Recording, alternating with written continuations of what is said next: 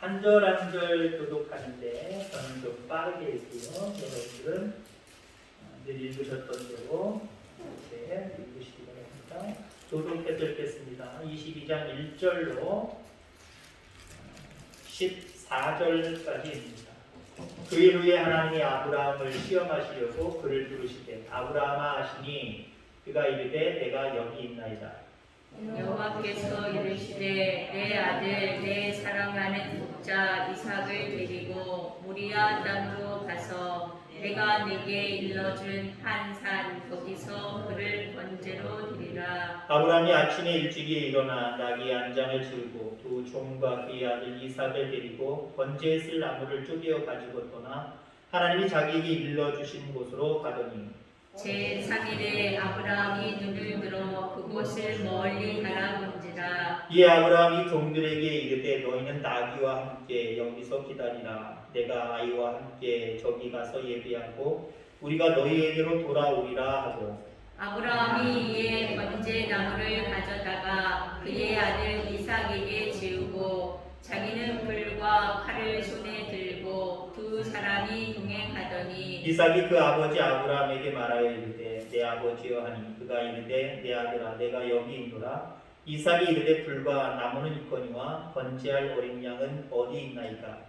아브라함이 이르되 내 아들아 번제할 어린 양은 하나님이 자기를 위하여 친히 준비하시리라 하고 두 사람이 함께 나아가서 하나님이 그에게 일러주신 곳에 이른지라. 이에 아브라함이 그곳에 제단을 쌓고 나무를 버려놓고 그의 아들 이삭을 결박하여 제단 나무 위에 놓고 손을 내밀어 칼을 잡고 그 아들을 잡으려 하니 여호와의 사자가 하늘에서부터 그를 불러 이르시되 아브라함아 아브라함아 하시는지라. 아브라함이 이르되 내가 여기 있나이다 하네. 사자가 이르시되 그 아이에게 내 손을 대지 말라. 그에게 아무 일도 하지 말라. 내가 내 아들 내 독자까지도 내게 아끼지 아니하였으니 내가 이제야 내가 하나님을 경외하는 줄을 아노라. 아브라함이 눈을 들어 살펴본즉 한 순양이 뒤에 있는데 뿔이 수풀에 걸려 있는지라. 아브라함이 가서 그 순양을 가져다가 아들을 대신하여 번제로 드렸더라. 아브라함이 그 땅 이름을 여호와 이레라 하였으므로 오늘날까지 사람들이 이르기를 여호와의 산에서 준비되리라 하더라. 아멘. 아멘. 이삭의 고난과 그리스도라고 하는 제목으로 오늘도 말씀을 증거합니다. 귀한 은혜가 귀한 부딪힘이 있는 복된 시간들을 간절히 소망합니다. 사람들마다 다 자기가 고생했다고 생각을 합니다. 특히 남자들 같은 경우는 군대 이야기를 하면서 내가 더 고통스럽게 내가 더 고생하면서 군대 생활했다. 약간 뻥을 치면서 거짓말을 하면서 자기의 무용담을 소개하기도 하죠. 뭐 그렇습니다. 인간이 이 땅에 살아가는 모습은 고난 속에 살아간다라고 해도 과언이 아닙니다. 근데 냉정히 살펴보면 그래도 고난을 많이 받은 사람이 있고 고난을 적게 받은 사람이 있어요. 고난을 안 받고 살아가는 사람은 있을 수 없지만 그래도 고난을 많이 받은 사람, 고난을 적게 받은 사람 이렇게 이야기할 수 있죠. 우리가 흔히 이삭이라고 하는 인물을 생각하면 야 아버지가 100살 때 낳았으니까 얼마나 애기중지 아끼면서 줄줄 빨면서 필요한 거 다 해주면서 얼마나 그렇게 정말 호강하며 살았을까 이렇게 생각할 수가 있어요. 물론 그것도 사실이에요.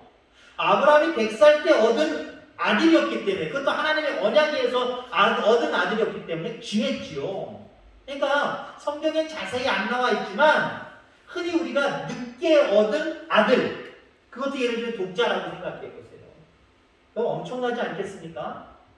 그러니까 그런 입장 속에 어쩌면 이삭이 다른 사람들보다는 고생을 덜한 것은 맞을 것 같아요. 어느 정도는 맞을 것 같아요.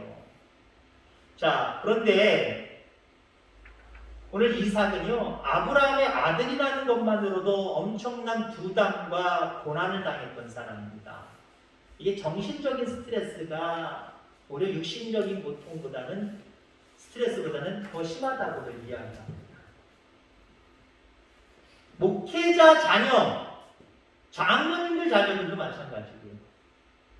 정신적인 스트레스 많답니다. 너는 목사 아들이니까, 너는 장로 아들이니까, 너는 장로 딸이니까, 너는 목사 딸이니까. 왜요? 다른 사람들이 바라보는 시선이 달라요. 시선. 더 기대치를 갖게 된단 말이에요. 그러니까 거기서 오는 목회자 자녀, 장로님들의 자녀, 이것에 대한 스트레스가 있대요. 글쎄요, 저도 장로의 아들로, 장로님의 아들로 살아왔었습니다만은, 글쎄요, 그런 스트레스? 글쎄요, 저는 스트레스를 잘 안 받는 그런 스타일이라든가, 안 받는 그런 어떤 체형이라든가, 이런 거지만, 그래도 별로 안 받던 것 같아요. 근데 이게 심한 아이들은 극도로 심하다네요. 그래서 그 스트레스를 올바른 곳에 해소하지 못하고 잘못된 곳에 해소하는 목회자 자녀, 장로님들 자녀가 종종 있답니다. 삐딱하게 나가는 거지요. 믿음의 사람처럼 나가는 게 아니라 아예 안 믿는 사람처럼 삐딱하게 나가는 경우들도 있다는 거예요. 이 당시 아브라함의 지위, 아브라함의 위치는 많은 사람들에게 믿음의 조상이라고 일컬어질 정도로 그 믿음만은 대단한 사람입니다. 그렇기 때문에 아브라함의 아들이라는 것 그 자체부터가 이삭에게는 뭔가 부담이 있었을 거예요. 어떤 고통과 고난이 그에게 있었을 것이다 라고 하는 겁니다. 이것도 부담스러운데 자신의 의사와 상관이 없이 오늘 본문에 보면은 아브라함과 하나님이 아브라함을 시험하시는 시험의 대상으로서 제물로 드려져요. 산 사람이 죽은 사람이 되는 걸로 그렇게 제물로 드려진다라고 하는 거예요. 아브라함과 하나님 사이에 아브라함의 믿음이 정말 온전한 믿음인지 시험하시는데 그 중간에 이삭은 자기의 의도와 관계없이 사실 죽임을 당하는 사람은 누구예요? 이삭입니다. 아브라함과 하나님 그 사이에서 시험의 대상이 되었다라고 하는 거죠. 실질적으로 죽임을 당해야 되는 사람은 이삭이었고요. 그리고 아버지의 의지대로 사울길을 걸어서 모리아산으로 올라갑니다. 그리고 나무에 자기 자신이 올라서야 될 제단이 되는지도 모르고 나무를 등에 지고 그 모리아산으로 3일 길을 올라가는 이삭의 모습을 바라보게 됩니다. 자, 우리가 흔히 구약성경의 사건을 예수님의 생애와 연결시키는 이 모습을 우리가 흔히 기독론적 해석 방법이다 보통 이야기를 이렇게 해요. 기독론적 해석 방법. 저도 설교학을 몇 번 여러 학교를 거치면서 몇 번, 3번 정도 설교학을 공부했습니다만은 설교학을 공부할 때 이론적인 시험도 있고요. 특히 설교학은 직접 설교문을 작성해서 그 설교문을 검사받고 또 그 설교문을 직접적으로 설교하고 학생들과 교수님의 평가를 받아야 되는 일들이 있어요. 그 교수님이 한번 제가 설교학을 배울 때 그 교수님이 저한테 하신 말씀을 기억을 합니다. 오규석 전도사는, 그때는 이제 신학원의 전도사니까, 오규석 전도사는 기독론적 해석 방법이 뛰어난 것 같아 라고 칭찬해 주시더라고요. 이게 무슨 말이냐면은, 물론 신약에 있는 여러 사건도 마찬가지지만 구약에 있는 많은 사건과 많은 이야기들을 예수님과 연결시키는 거예요. 구속사적인 맥락과 연결을 시키는 거예요. 구약의 사건은 그냥 구약의 사건, 요만한 사건 하나, 요만한 사건 하나, 요만한 사건 하나 따로따로 놓여지는 것이 아니라 사실은 그 사건 하나가 한마디로 예수님의 모든 구원 사역과 연결이 된다는 거예요. 그래서 이게 정경입니다. 그래서 정경이에요. 그래서 하나님의 말씀이에요. 구약의 말씀과 예수님과 전혀 구속사적인 모든 맥락과 전혀 관계없는 이야기라고 생각해 보세요. 구약 여기서 쫙 잘라서 떨궈버려야 돼요. 태워버리셔야 됩니다. 근데 그게 아니잖아요. 우리가 출애굽 얘기를 많이 합니다만은 출애굽 얘기를 예수님의 구원 사역과 많이 연결을 하지요. 이게 기독론적 해석 방법입니다. 여러분이 성경을 읽다가도요, 그냥 어떤 신약의 어떤 비유, 어떤 이야기, 구약의 어떤 이야기, 사건, 이걸 그냥 따로 띄워놓고 그냥 이해하려고 하지 마시고요. 구원론에 입각해서 예수님과 한번 연결해 보세요. 그러면 여러분에게 은혜가 남다르게 될 줄 기억하기를 바랍니다. 흔히 모형이라고 이야기를 합니다. 예수님의 모형으로서 사건이 일어난 거예요. 예수님을 예표하는 모습으로 구약의 사건들이 있었던 거예요. 자, 우리가 흔히 모델하우스라고 그러지요. 아직 그 아파트는 짓지 않았어요. 아파트는 짓지 않았는데 어떤 회사에 어떤 지역에다가 이런 아파트를 지으려고 합니다. 앞으로 1년 후, 앞으로 2년 후, 앞으로 5년 후에 완공되는데 이거 미리 지금 예약하실 분들 예약하세요. 근데 어떻게 예약을 해요? 어떻게 짓는지도 모르는데 어떻게 예약을 해요? 그래서 모델하우스를 지어놓는 거예요. 그렇게 지어놓을 것 같은 청사진도 큰 그림으로 만들어 놓기도 하지만 그 중에 30평이면 30평, 50평이면 50평, 24평이면 24평 모델을 몇 개 지어놓는 거지요. 우리가 짓는 아파트가 이런 모습으로 들어갈 겁니다. 이런 모습이 나타날 겁니다. 그러면 사람들이 그거 구경 와서 아파트 잘 빠졌네 보통 이렇게 표현하잖아요. 잘 빠졌네 그러면 돈이 좀 있으면 청약을 하는 거예요. 근데요 돈이 있어도 에이 뭐 시대가 변했는데 옛날처럼 졸았네. 아예 답답하네 구조가. 아유 별로인 것 같아. 그럼 그냥 구경만 하고 휙 나와버리는 거예요. 청약 안 해요. 그거 살려고 노력하지 않아요. 여러분 구약의 사건들이 바로 예수님을 예표하는 모델하우스와 같은 거예요. 그럼 구약의 사건만 그러냐? 아니요. 구약의 사건, 예수님의 시대, 그 이후에 지금 현대 시대입니다.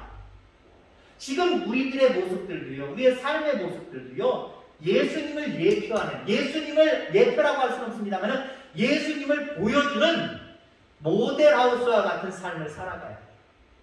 저 사람을 보면 예수님을 보는 것 같아. 저 사람의 사랑을 보면 하나님의 사랑을 내가 대신 느끼는 것 같아. 저 사람의 겸손을 보면은 예수님의 겸손함을 내가 간접적으로 경험하는 것 같아. 이런 모습을 보여야 돼요. 이게 분명히 우리 속에 분명하게 있어져야 될 줄 분명히 믿습니다. 자, 그래서 이삭이 당한 고난과 예수님이 당한 고난이 어떤 관계가 있는지 이 시간 살펴보려고 합니다. 우선 이삭의 고난은요, 자신의 잘못에 대한 고난이 아니에요. 지금 오늘 본문의 사건에 예수님이 하나님과 아브라함 사이에 아브라함의 믿음을 시험하시려고 하는 하나님이 네 독자 이삭을 번제물로 드리래요. 여러분 우리가 보통 우리가 당하는 많은 고난들 원인을 알 수 있는 게 많을까요? 원인을 알 수 있는 게 더 많을까요? 물론 사람마다 다를 수 있지만 보통 평범하게 모든 사람들이요 어떤 고난이 닥쳤을 때 원인이 있는 것보다 원인을 알 수 없는 게 더 많다고 이야기합니다. 이게 보편적, 그래서 보편적인 고난이다라고 이야기합니다. 도대체 이런 일을 내가 왜 만났지? 내가 왜 이런 일들을 당해야 되지? 아무리 생각해도 원인이 없어요. 원인이 없어요. 원인이 없어요. 허리 아파. 허리가 왜 아프지? 원인이 있는 경우들도 있어요. 그러나 원인 없이 특별한 까닭 없이 왜 아픈지도 모르고 갑자기 아플 때도 있어요. 그런 부분들이 우리가 당하는 육체적이든 큰 거든 작은 거든 정신적이든 우리가 당하는 고난 가운데는 그런 고난이 참 많이 있다는 겁니다. 도대체 원인은 무엇일까? 오늘 1, 2절의 말씀을 보면은 하나님이 아브라함을 시험하시기 위해서 이삭을 번제로 드리라고 이야기합니다. 이삭이 번제물로 바쳐져야 될 원인 제공을 한 적이 없어요.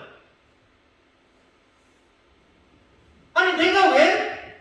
여러분 오늘 번제물로 바쳐져야 되는 이삭을 한번 생각해 그 어떤 고통보다도 고난보다도 정말 큰 고난이었어요.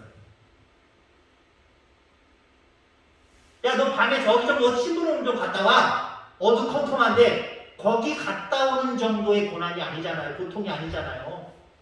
목숨을 잃어버리는 상황이에요, 지금. 번제물로 드리는 거예요. 실질적으로 아브라함이 번제물로 생각하고 양으로 생각하고 소로 생각하고 송아지로 생각하고 찔러 죽이려고 했어요. 그러면 그 극심한 고난을 당할 이유, 사유, 그게 이삭에게 있어요, 없어요? 없어요. 그 이야기 하나님이 야, 네 아들이 너무 못났으니까, 네 아들이 너무 거짓말하니까, 네 아들의 죄가 너무 많으니까 이 아들을 번제물로 드려라 라고 이삭에게 직접 얘기한 적도 없고요. 아브라함에게 미리 예고한 적도 없어요. 갑자기 느닷없이 하나님은 아브라함에게 네 독자 이삭을 나에게 모리아산에 올라가서 번제물로 드려라. 까닭이 없어요. 이유가 없어요. 정말 애매하게 당하는 고난입니다. 자, 그러면 예수님의 고난은 어떨까요? 예수님이 십자가에서 우리의 죄를 위해서 제물이 되셔야 됐어요. 이삭의 상황과 똑같아요. 그러면 하나님이 내가 많은 사람의 죄를 위해서 대성물이 되는 원인 제공을 했어요? 뭐 특별한 이유가 있어요? 특별한 이유가 없어요. 그냥 아버지의 뜻이었어요. 아버지의 생각이었어요. 아버지 생각이 이 땅에 왔고 아버지 생각에 그가 33세 되었을 때에 그 십자가의 고난, 그 십자가의 죽음을 당하셔야만 됐습니다. 아무 이유가 없어요. 아무 까닭이 없어요. 오직 이유가 있다고 한다면 죄인인 우리를 구원하시기 위해서이라고 하는 사실입니다. 자, 이삭이 번제로 드려질 아무 이유가 없었어요. 마찬가지로 예수님이 십자가에 죽을 이유가 하나도 없었다라고 하는 거예요. 번제로 드려질 이유가 없는 이삭이 드려지는 것은 죽을 이유가 없지만 십자가를 지고 죽으신 예수님의 모형입니다. 이삭이 원인 없이 죽어갈 수밖에 없는 그 상황을 바라보면서 나중에 예수님도 우리의 죄를 위해서 저렇게 원인 없이 까닭 없이 우리를 위해서 십자가에 달려 돌아가셔야 되지, 달려 돌아가셨지, 이걸 우리는 느껴야 돼요. 구약 성경을 통해서 이걸 우리는 느껴야 된다니까요. 이게 은혜예요. 이게 성경을 바라보는 우리의 시선이다라는 사실을 여러분들 기억하기를 주의 이름으로 축원합니다. 자, 그 다음에 이삭과 예수님의 고난과 무슨 관계가 있느냐? 이삭은 번제로 드려지기 위해서 사흘 길을 걸어갔어요. 쉽게 그냥 3일 길로 표현을 할게요. 3일 길을 걸어갔어요. 4절 말씀에 보니까 제3일에라고 이야기를 하고 있죠. 성경에 3일이라고 하는 이 단어가 한 41번 나옵니다. 근데 이 3일이라는 말이 대부분 고난과 연결된 숫자입니다. 고난과 연결되어서 이 숫자가 이 3일이라는 의미가 성경에 기록되어져 있다라고 하는 겁니다. 여러분, 우리가 흔히 이야기하는 요나가 니느웨에 복음을 선포하고 회개를 촉구해야 되는데 니느웨 성 사람들을 개인적으로 미워하기 때문에 그 성에 회개를 촉구하고 그 성이 회복되는 걸 원하지 않았어요. 그래서 다시스로 도망가 버립니다. 다시스로 갑니다. 배 타고 갔지요. 어떤 일을 만났습니까? 풍랑을 만나서 큰 물고기 뱃속에 들어가야만 했습니다. 거기에 며칠 있었죠? 3일. 이 모습도 예수 그리스도와 연관 지을 수가 있어요. 자, 그렇습니다. 이삭의 모습을 우리가 가만히 보면은 이삭도 마찬가지였다라고 하는 거죠. 죽기 위해서, 번제물로 바쳐지기 위해서 3일 길을 걸어갔고요. 요나 물고기 뱃속에서 3일을 있었고요. 예수님은 죽으신 다음에 부활하시기 위해서 3일 동안 무덤 속에 계셨다라고 하는 겁니다. 그러니까 이삭의 3일은 아버지를 위한 거예요. 아버지의 믿음이 나보다, 아들인 나보다 하나님을 더 사랑하는 것을 증명해내기 위해서 지금 아브라함을 순종하는 거잖아요. 아브라함의 믿음을 증명하는 일에 자기가 제물이 되어서 죽어야 되기 때문에 아버지를 생각할 때에, 물론 자기도 하나님을 믿는 믿음 때문이겠지만은 아버지를 생각할 때 아버지를 위해서 그 삼일길을 아버지가 가자고 하니까, 물론 나중에 자기가 제물이 되는 줄 알고 따라갔는지 모르고 따라갔는지 모르겠습니다만은 그 3일을 걸어가는 거예요. 아버지를 위해서. 요나의 3일 물고기 뱃속에서의 고난은 나중에 하나님이 토해내게 하셔서 니느웨 성에 회개를 선포하고 그들을 구원해 주시기 위한 거예요. 예수님이 죽음 가운데 있었던 3일은 어떤 것들입니까? 그 3일을 참으셨던 부분들은 우리를 구원하시기 위함이다라고 하는 거죠. 여러분, 이처럼 우리 주님이 여러분의 죄를 위해서 3일 길을 이삭이 걸어간 것처럼 3일이라는 그 시간 죽음의 자리에 있었다는 것, 무덤에 계셨다는 것, 이 부분에 대해서 늘 감사하며 살아가는 저와 여러분들 다 되기를 주의 이름으로 축원합니다. 또 이삭과 예수 그리스도가 어떤 관계가 있느냐? 이삭은 자신의 번제로 쓰일 나무를 자신이 짊어지고 갔어요. 자, 3일 길을 걸어가는데 도착한 곳이, 하나님이 가라고 하신 곳이 모리아산입니다. 모리아산의 이름은 높은이라고 하는 의미가 있어요. 그냥 높은 산이에요. 높은 산. 일반적으로 골고다 언덕과 같은 곳으로 보통 생각을 합니다. 이삭은 그 골고다 언덕을 자기가 번제물로 바쳐질 나무를 짊어지고 올라갔고요. 예수님은 그 골고다 언덕에 어떻게 올라가셨어요? 그 모리아산에 어떻게 올라가셨어요? 자기 자신이 달려 죽어야 될 십자가, 그 나무를 지고 3일 길을 올라가셨다라고 합니다. 그럼 생각해 보세요. 이삭이나 예수님이나 이삭이 3일 길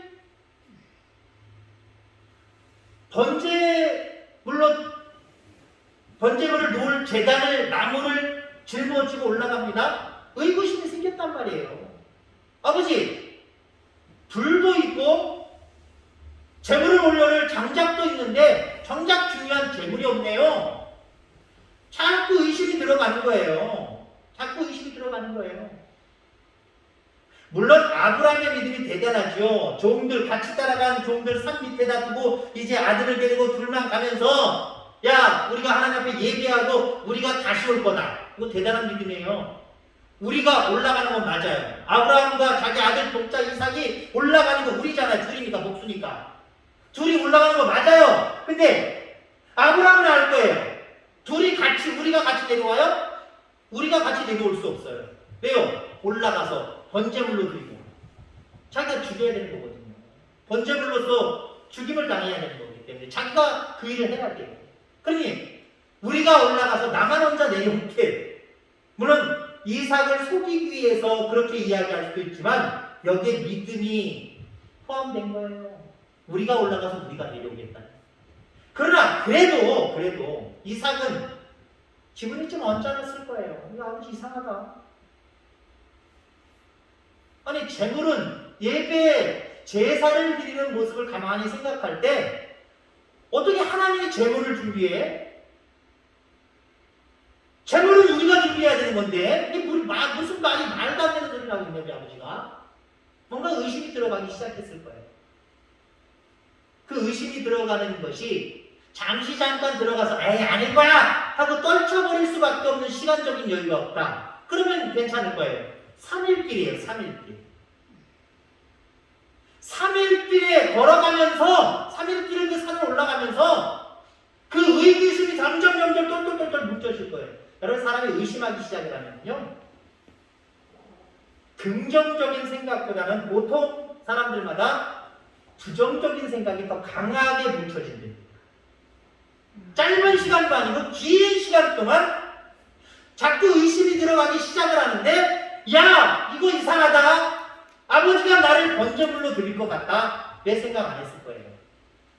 그리고 생각을 혹시 못했다고 할지라도 마지막 순간 모리아산에 올라가서 번제단을 쌓아놓고 그 아들을 포박을 해서 올려놓잖아요. 그러면 여러분들 이삭이 힘못 쓰는 깐난아기도 아니고 뭐 우리가 지금 생각하는 초등학생도 아니고 우리가 보통 생각하는 아브라함의 그 나이는 이제 중학생 내지는 고등학생 이 정도 나이입니다. 그 중간에 있는 나이. 힘께나 쓸 거 아니에요. 아브라함이 더군다나 이삭을 몇 살에 낳았어요? 뭐 구약 성경의 나이와 지금 이 시대의 나이를 어떻게 비교할지 모르겠지만 어찌됐든 간에 남자로서의 구실, 여자로서 엄마로서의 구실이 끊어진 다음에 아이를 낳았단 말이에요. 그러니까 우리가 보통 생각하면 정확하지는 않겠지만 남자 뭐 50이나 60 넘어가면 그 구실을 못하는 그런 부분을 가지 않을까요?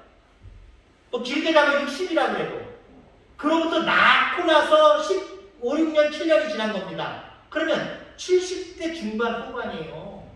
70대 중반의 나이와 16, 7살의 이 혈기왕성한 이 학생 정도 친구로 결혼은 누가 이길까요?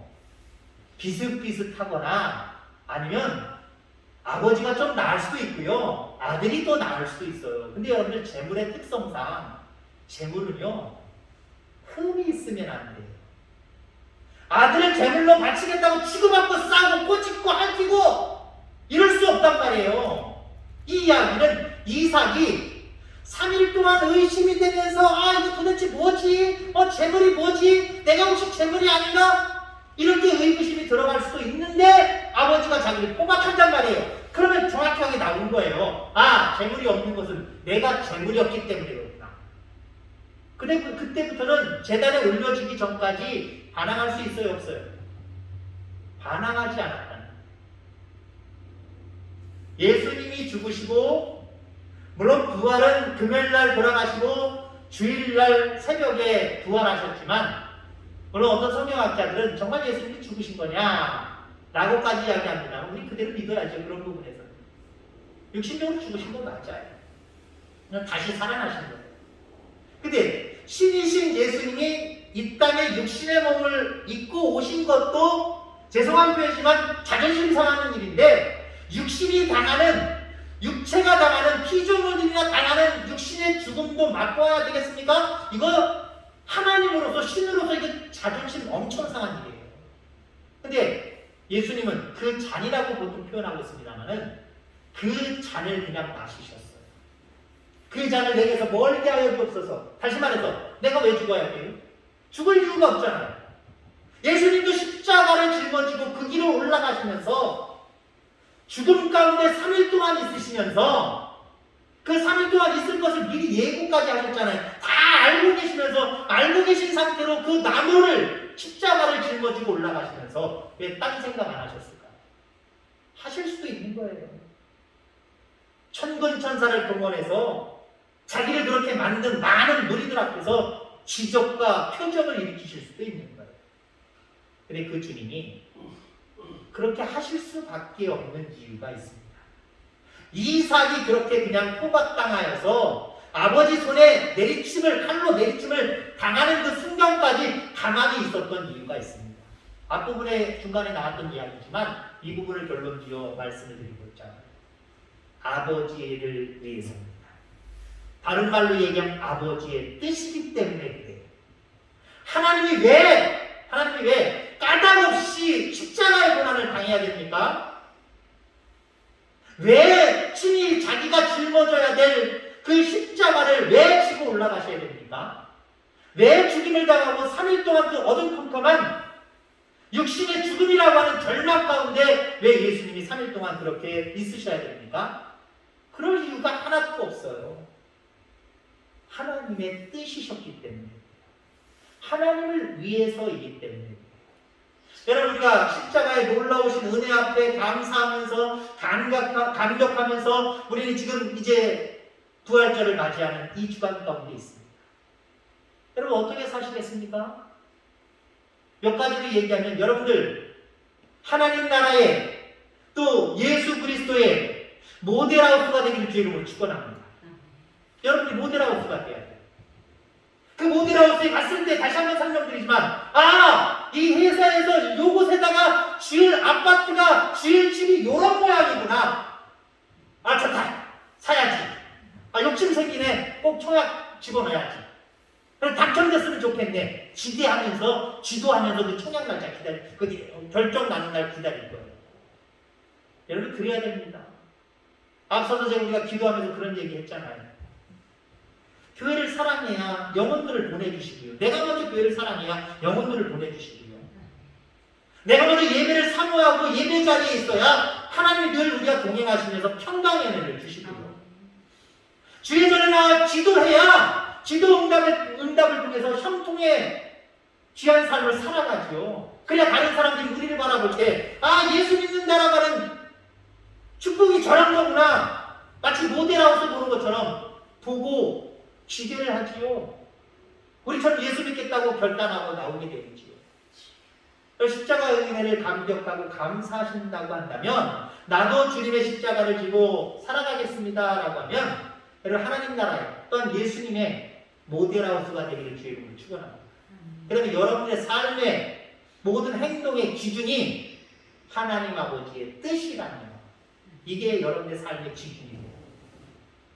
내가 돈이 되는 일이라면, 내 주머니가 두둑해지는 일이라면, 내 배가 풍성하게 나오는 일이라고 한다면, 내 자존심과 내 자존감이 살 수 있는 거라고 한다면, 이런 삶에 어떤 1순위가 있었다고 한다면 이게 아니라 이제는 여러분들 삶의 1순위가 아버지의 뜻이잖아요.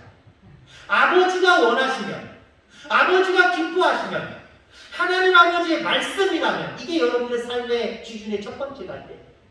이게 십자가 지고 주님을 따라가는 삶입니다. 이렇게 십자가를 짊어지고 주님을 따르는 여러분들 되셔서 여러분들과 여러분들 가정 가운데 평강의 은혜가 넘쳐나고 형통의 은혜가 넘쳐나고 날마다 하나님의 역사하심이 있는 그런 복된 가정들, 복된 성도들 다 되기를 주의 이름으로 축원합니다. 기도하겠습니다. 하나님 아버지 감사합니다.